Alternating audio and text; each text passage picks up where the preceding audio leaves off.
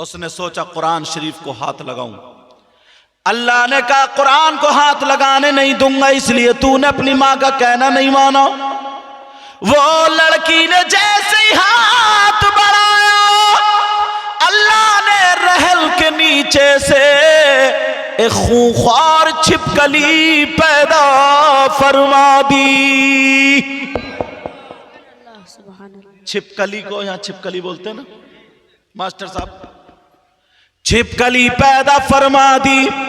और वो छिपकली रहल के नीचे से निकली, लड़की के माथे पर पेशानी पर चिपट गई, काटने लगी, डसने लगी। लड़की रो रही है, चीख रही है, चिल्ला रही है, माँ मुझे बचा लो, माँ मुझे बचा लो, ये खाए ले रही है, माँ मुझे बचा लो, ये चिपट गई है, माँ मुझे बचा लो, ये मुझे मार डाल रही है। पहले इसने माँ का कहना नहीं माना, मगर आज ये माँ है, अपनी बेटी के लिए खड़ी हो गई। कहा मेरे दिल के टुकड़े बोल क्या, मेरे लख्त जिगर बोल क्या।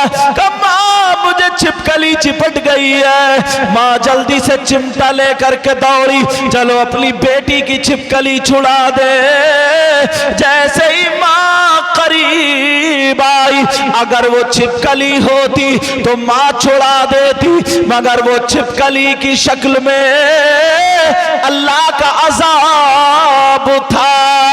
जैसे ही मां ने चिमटा बढ़ाया, अल्लाह ने अपनी कुदरत से उसके पूरे जिस्म पर छिपकली छिपकली पैदा फरमा दी। सुभान अल्लाह, सुभान अल्लाह। अब वो लड़की पूरे तख्त पे छिपकली, पूरे जिस्म पे छिपकली, अगर मां हाथ लगाए तो इससे भी चिपट जाएंगे।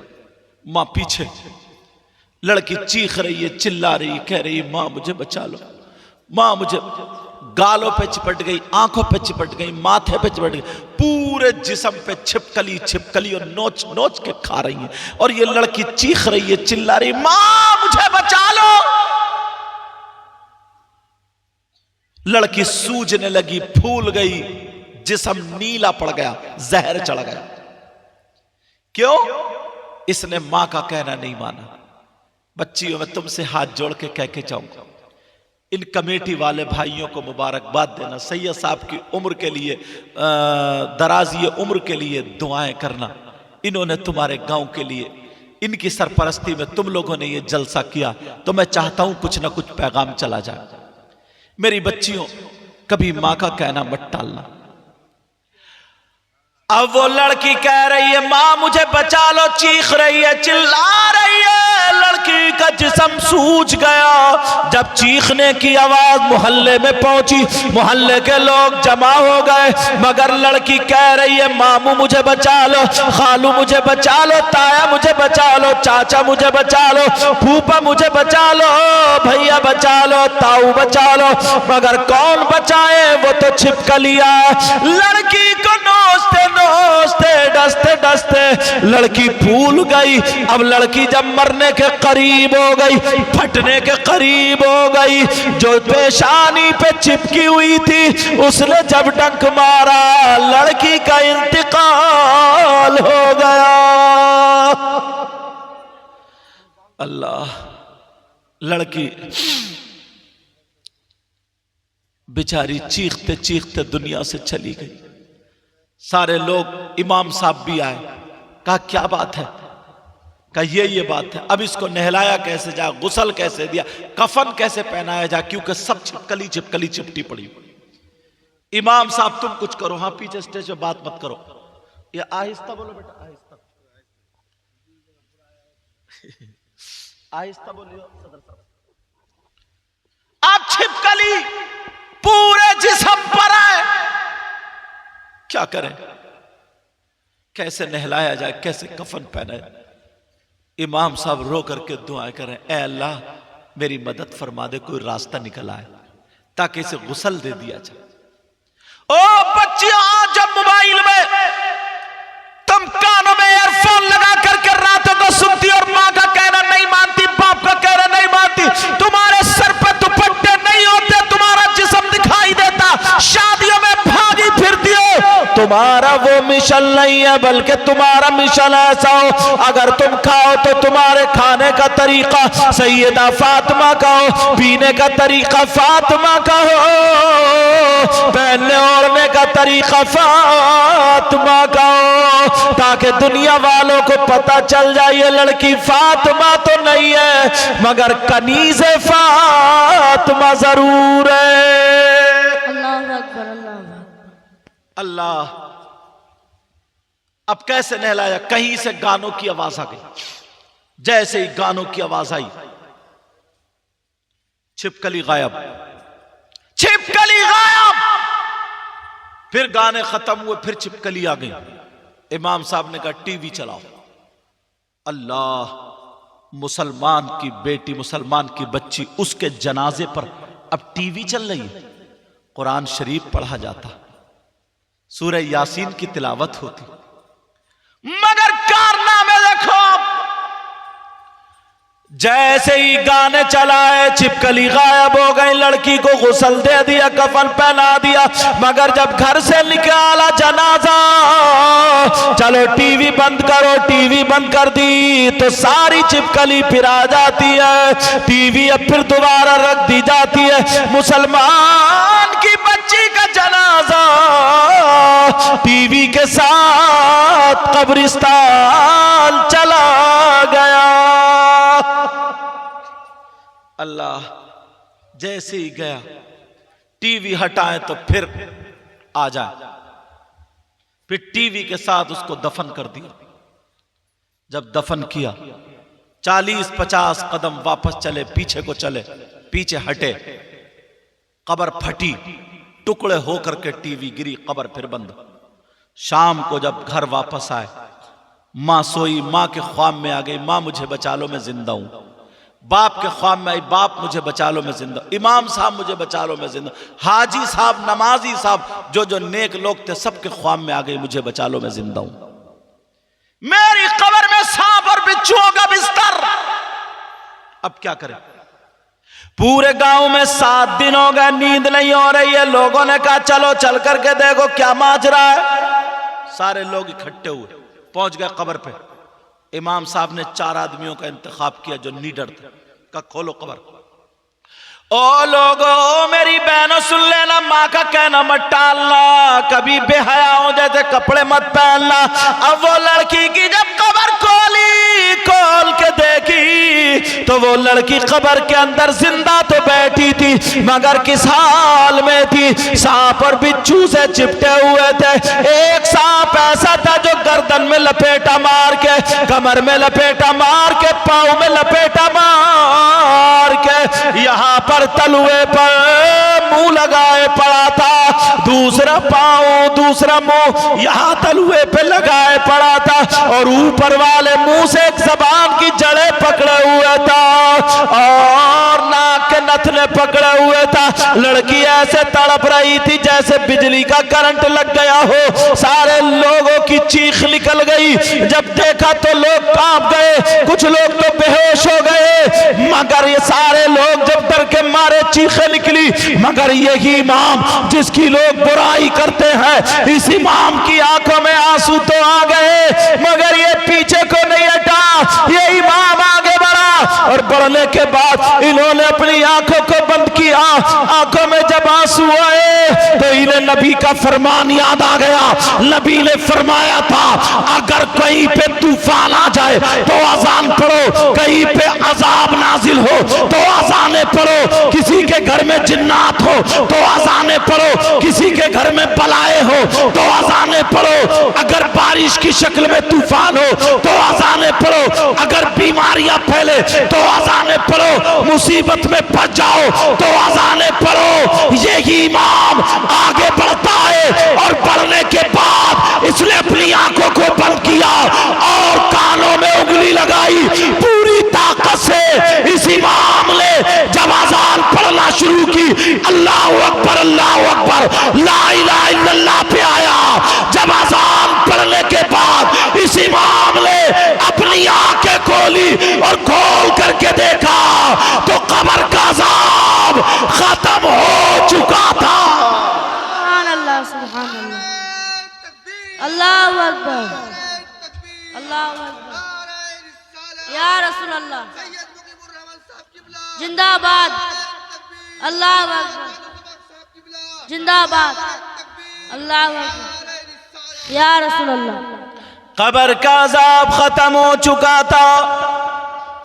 अल्लाह, वो लड़की, ये जुमला और सुनो, कब्र के अंदर जिंदा तो थी मगर यहां से नीचे को उसका औरत का जिस्म था और यहां से ऊपर उसका खिंजीर का मुंह बन गया था। खिंजीर समझ रहे हो? हाँ, सुअर। अल्लाह से तौबा करो, सारे लोग तौबा करो, बोलो या अल्लाह, हम तौबा करते, हमारे गुनाहों को माफ फरमा दे। प्यारी बच्चियों, तुमसे कह करके जाऊंगा, बच्चों तुमसे बोल के जाऊंगा, आज के बाद माँ बाप का कहना मत टालना, माँ बाप को नाराज मत करना। इसलिए नबी फरमाते ला यदखुलूनल जन्ना अला कुल्ली वालिदै वद्दयूस व रजुलतुन लिसा। नबी फरमाते माँ बाप को सताने वाला, माँ बाप को तकलीफ देने वाला, माँ बाप को नाराज करने वाला, माँ बाप का कहना ना मानने वाला जन्नत में दाखिल नहीं होगा।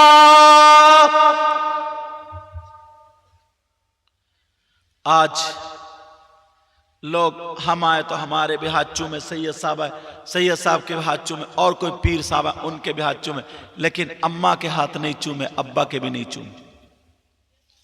अम्मा भी तड़प रही है, अब्बा भी तड़प रहे हैं। हम पे नोट के नोट दिए जा रहे हैं, सारे चंदे भी हो रहे हैं, सब कुछ हो रहा है, मगर अम्मा बेचारी रात भर खांसी में, रात भर उसके खांसते खांसते सीने में दर्द हुआ। अब्बा के बेचारे के पाँवों में दर्द है, चला नहीं जाता, एक चश्मा बनवा करके नहीं दे सकते। और वैसे जलसे में खड़े हो कहते हैं नारे तकबीर, नारे सर।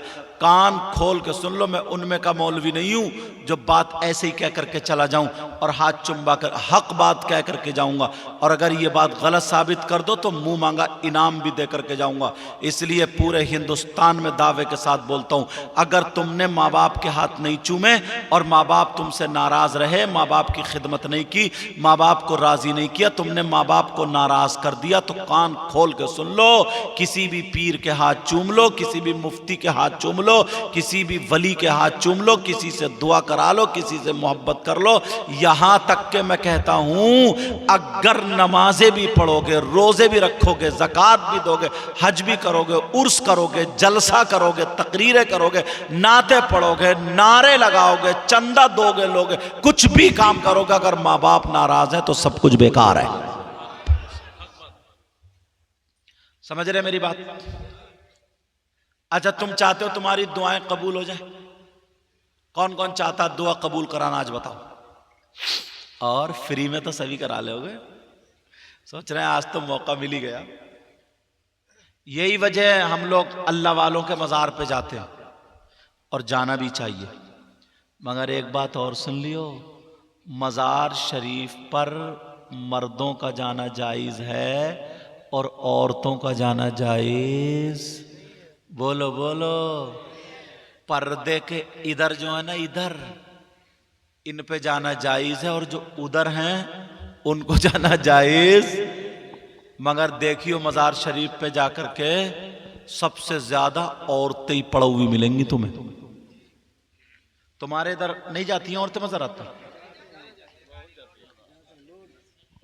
जाती है ना? अरे डर रहे हो क्या? सोच रहे हैं यार कहीं ऐसा ना हो घर जाके क्लास ना ले ली जाए हमारी। अच्छा, बहुत बोल रहे थे तुम, ये बात है ना?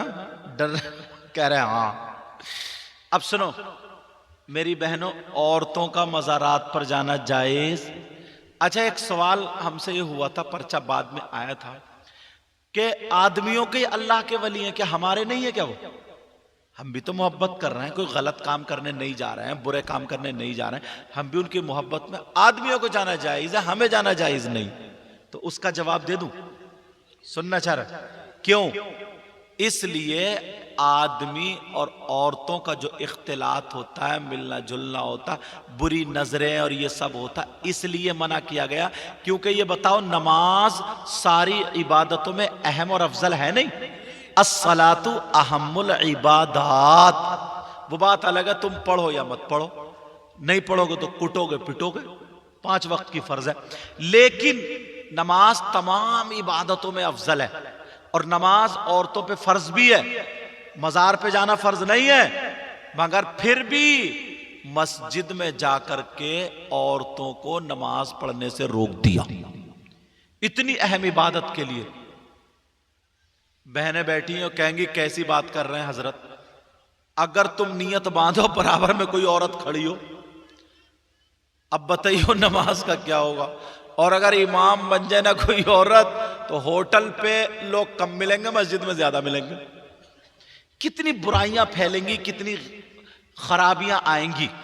इसलिए हजरत उमर के दौर से रोक दिया गया कि औरतें मस्जिद में नमाज पढ़ने नहीं जाएंगी, घर पे पढ़ेंगी।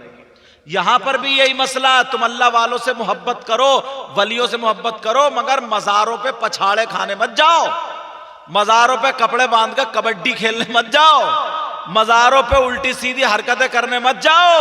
नमाज पढ़ो और फिर मुसल्ला बिछा करके फातिहा पढ़ो, अल्लाह वाले के लिए इसाले सवाब करो और अल्लाह वाले से मदद घर में बैठ के मांगो।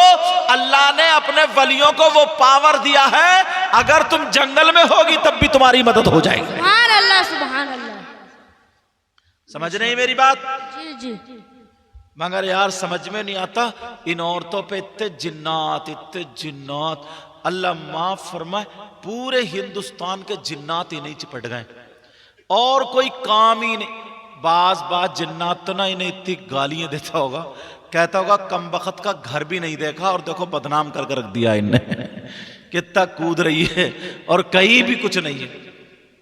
टाइम पे शादी करो, वक्त पे शादी करो, नफ्स को उभरने वाली चीज से बचाओ, हर उस चीज से बचाओ जिससे बिगाड़ पैदा हो। टाइम पे। तुम्हारे यहां जहेज तो नहीं मांगा जाता?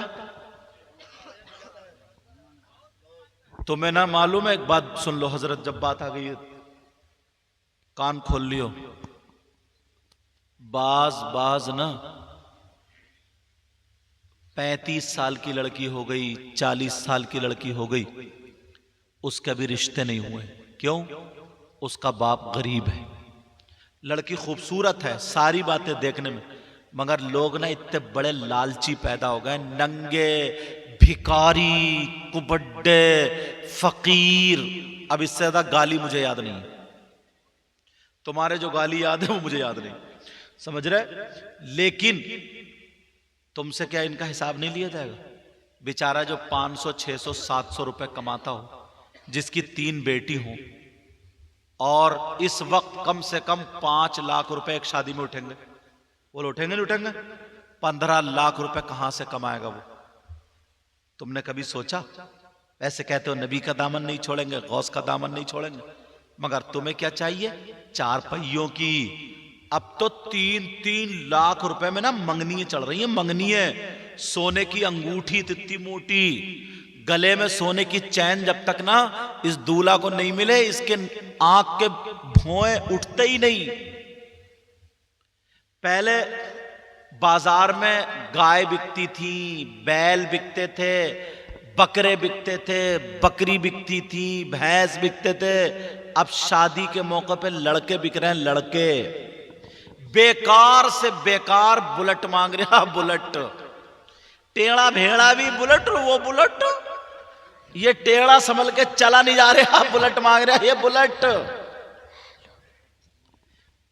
कुबड़े, इससे ये पूछो तेरा कूला है उधर और गद्दी है बुलेट की इधर, तू काय पे रखेगा भाई? शर्म नहीं है?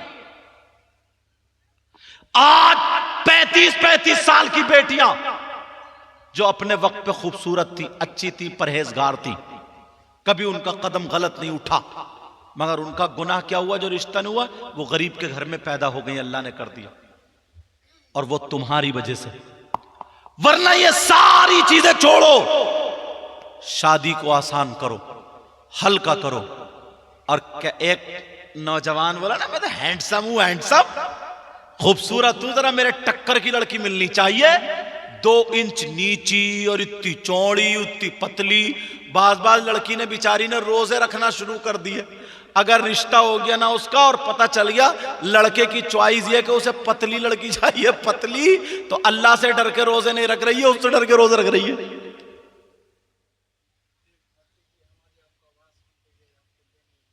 माशाल्लाह, अल्लाह ताला उसकी उम्र में इज्जत में बरकतें अता। सही साहब ले लो तोहफा। अच्छा अच्छा, चंदे का, ये तो मेरा ही है ना? हाँ मुझे बता दीजिए, जेबें तो बहुत है ना हमारी भी। हाँ। अच्छा अच्छा अच्छा, हाँ हाँ हाँ। अब बात ये चल रही थी जनाब वाला, कहते हैं हमें 2 इंच नीची या 2 इंच ऊंची या ऐसी, अपने अपनी चॉइस। अपने आप को हीरो बताता, हैंडसम बताता है, मगर जरा मुझे बताओ क्या नबी से ज्यादा हसीन और खूबसूरत कोई है? बोलो है क्या? नबी से ज्यादा हैंडसम कोई है? नबी से ज्यादा प्यारा कोई नहीं है, उनकी तरह तो कोई है ही नहीं। यही बोले सिदरा वाले चमने जहां के थाले, सभी मैंने चाल डाले, तेरे पाए काला पाया। अब मुझे बताओ नबी की तरह कोई नहीं, मगर ओ लोगों जरा शर्म करो, मेरे नबी की जब शादी का नंबर आता है तो मेरे नबी 25 साल के हैं और 40 साल की बेवा औरत हजरत खदीजा से शादी करते। सुभान अल्लाह, सुभान अल्लाह। अब तुम्हें क्या चाहिए? बुलेट, बुलेट 4 पहियों की। नौजवानों आज के, और सही बता रहा हूं, अगर तुमने नियत कर ली ना, सैयद साहब की मौजूदगी में एक छोटा सैयद कह के जा रहा, मैं हर एतबार से छोटा हूं, दुआ करो अल्लाह मुझे भी अच्छा कर दे, ये कह के जा रहा हूं, अगर तुमने ये नियत कर ली मुझे साफ सुथरी लड़की से, चाहे गरीब हो या कोई भी, उससे शादी करना, गरीब बच्ची से शादी करना, तो खुदा की कसम सही बता रहा हूं, अल्लाह तुम्हारे दिलों के हालात को जानता, तुम्हें राजी होकर के इतना देगा, इतना देगा, जिंदगी भर मालदार ससुराल तुम्हें कभी नहीं दे सकते। सुभान अल्लाह, सुभान अल्लाह। जरा इस बात पे आमादा रहोगे बोलो? मगर यहीं पे इंशाल्लाह कर रहा हूं, वहां जाके तो फोटोओं पे फोटो चल रहे हैं, फोटोओं पे फोटो। और अब तो फोटो का भी भरोसा मत करियो, काला आदमी भी अगर फोटो खिंचवा लेना तो उसमें मोबाइल में ऐसे ऐसे फंक्शन है, बिल्कुल भूरा लगता, भूरा लगता है, लगता खूबसूरत, ऐसे ऐसे फंक्शन, जैसा कि औरतों के पास मेकअप है। पहले पता चलता था कौन काली है कौन गोरी है कौन, अब तो पता ही नहीं चलता। आधे घंटे पहले तो पता चल रहा था कौन काली कौन गोरी, और उसने जब पुताई शुरू करिए, डेंटिंग पेंटिंग उट्टी पुट्टी करिए, आधे घंटे के बाद देखा तो सभी चिट्टी घूम रही है, सभी भूरी, सब खूबसूरत, कोई काली नहीं। बच्चे पांवों में रो रहे हैं, कह रहे हैं अम्मी अम्मी, बच्चे पहचान ही नहीं रहे, क्योंकि बच्चे को तो ये पता है मेरी अम्मी काली थी, ये तो भूरी है। अब बच्चे कह रहे हैं अम्मी अम्मी, कह रहे अरे हूं तो, उसने देखा ऊपर को फिर रोने लगा, ये मेरी अम्मी नहीं है, ये मेरी, समझे? बच्चों को भी धोखा दे रही है और चच्चों को भी धोखा दे रही है। लेकिन मैं जो बता रहा था सुनो, बात ये चल रही थी, नबी फरमाते हैं 5 चीजें इबादत में से, नंबर 1 किल्लतुत तुआम, कम खाना इबादत, नंबर 2 वल्कुऊद फिल मस्जिद, मस्जिद में बैठना इबादत, नंबर 3 वन्नज़्रु इलल काबा, काबे को देखना इबादत, नंबर 4 वन्नज़्रु इलल मुसहफ, कुरान पाक को देखना इबादत, नंबर 5 वन्नज़्रु इलल आलिम, आलिम का दीदार करना इबादत। अब बात चल रही थी कि तुम्हारी दुआएं कबूल हो जाए। यहां से गाड़ी कट गई थी ना। चाहते हो ना दुआएं कबूल हो जाए, अल्लाह वालों के पास जाया करो, सैयद साहब के पास आया करो। और बुजुर्ग तुम्हारे यहां तो अलाउल हक पंडवी हैं, अखी सिराज हैं, उनके पीरो मुर्शिद। और उनको पीरो मुर्शिद कौन है? निजामुद्दीन औलिया। उनके पीरो मुर्शिद कौन है? बाबा फरीदुद्दीन गंज शकर। उनके पीरो मुर्शिद कौन है? ख्वाजा कुतुबुद्दीन बख्तियार काकी। उनके पीरो मुर्शिद कौन है? गरीब नवाज। तुम बहुत खुशकिस्मत हो, बहुत खुशकिस्मत हो, समझ रहे?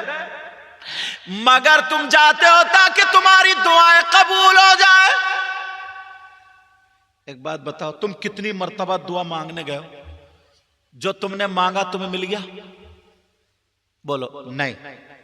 कभी मिल भी जाता, कभी नहीं भी। कुछ दुआएं कबूल हो भी जाती है, कुछ नहीं भी।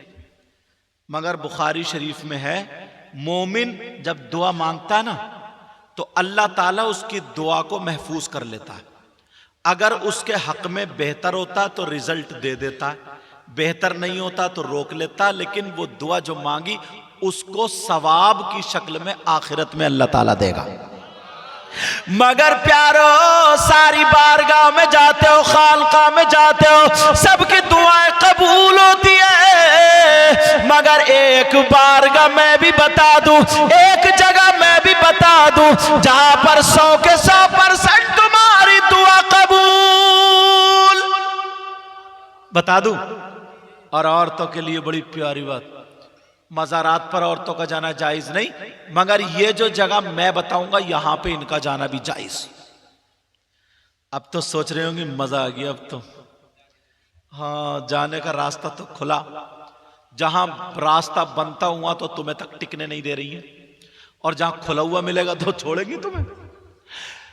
वो कौन सी जगह है? चलोगे? चलोगे मेरे साथ? बता दूं? सोच रहे होगे यार पता नहीं कितनी दूर ट्रेन का टिकट मिले या ना मिले। हजरत प्लेन से सैयद साहब ने, उन लड़कों ने टिकट बनवा पैसे भेज दिए, टिकट बना, यहाँ है तो पता नहीं कितनी दूर है। औरतें बोली हम कैसे जाएंगे? हजरत उधर रामपुर या नैनीताल की तरफ से आए हैं। चलोगे? बोलो पक्का? तो एड्रेस का, जगह एड्रेस का पता बता दूं? बता दूं? सुनना चाह रहे हो? भूल मत जाना, नोट कर लेना मेरी बहनों, तुम भी सुन लो। वो बारगाह कौन सी है जहां पर 100 के 100% दुआ कबूल? नोट करने वालों कर लो, लिखने वालों लिख लो। वो बारगाह कोई और नहीं है, वो बारगाह तुम्हारी माँ, तुम्हारे बाप, तुम्हारे माँ बाप की बारगाह। जाओ अपने माँ बाप की खिदमत कर लो, अपने माँ बाप को राजी कर लो। अपने माँ बाप की खिदमत करके अपने माँ बाप को राजी कर लोगे। जब तुम्हारे माँ बाप अगर तुमसे राजी हो जाए तो अपने माँ बाप का दामन पकड़ लो, और पकड़ने के बाद अपने माँ बाप से दुआ करा लो। लोगों, मैं गारंटेड कह रहा हूं, अगर माँ बाप से दुआ करा ली तो माँ बाप की दुआ रद्द नहीं हो सकती।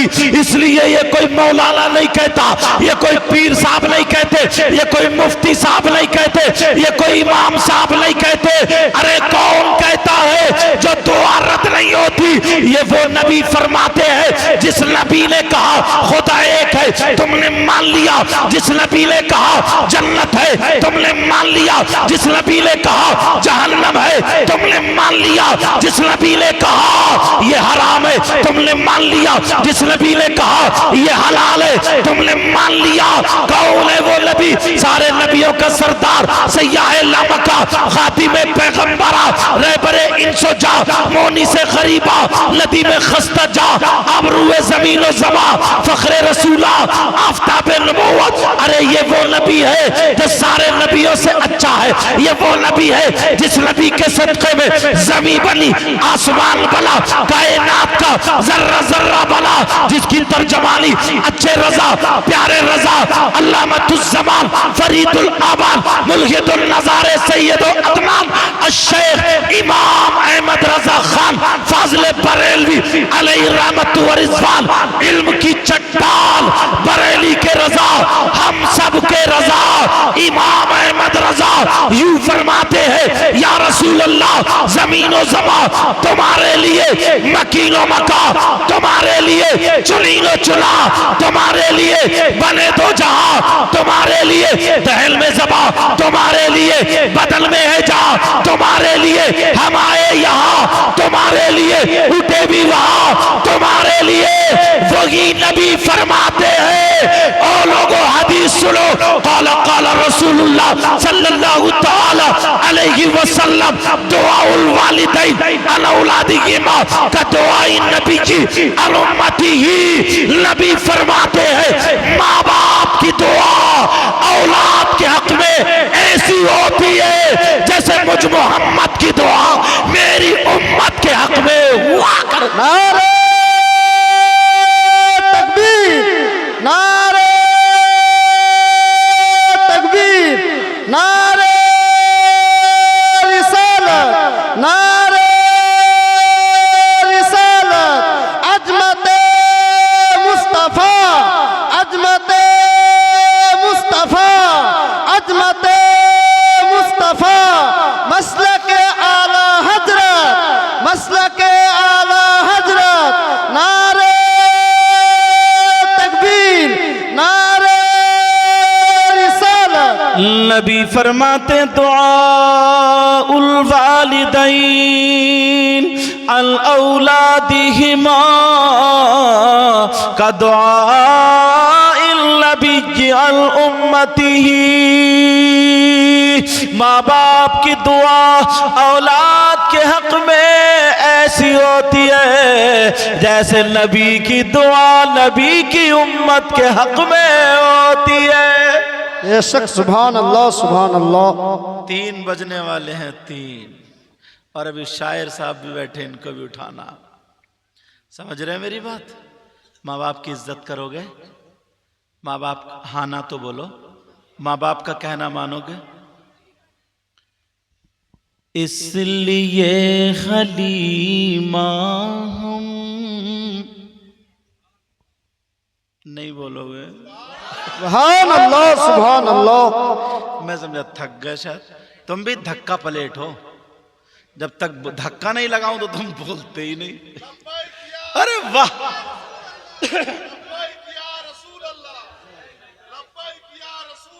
शेर पढ़ दो फिर इन्हें पेश कर दूंगा। अरे वाह, इसलिए हलीमा हम, मेरे नबी की माँ है ना हलीमा, तुम पे नाज करते हैं। अभी पीछे वाले नहीं बोले। इसलिए हलीमा हम तुम पे नाज करते हैं, इसलिए हलीमा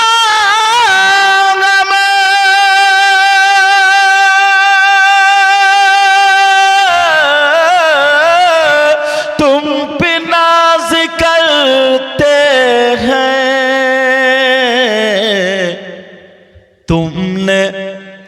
तुमने दोनों आलम के बादशाह को पाला है। सुभान अल्लाह, बेशक बेशक। तुमने दोनों आलम के बादशाह को पाला है। इसका पलट पढ़ रहा हूं, पलट।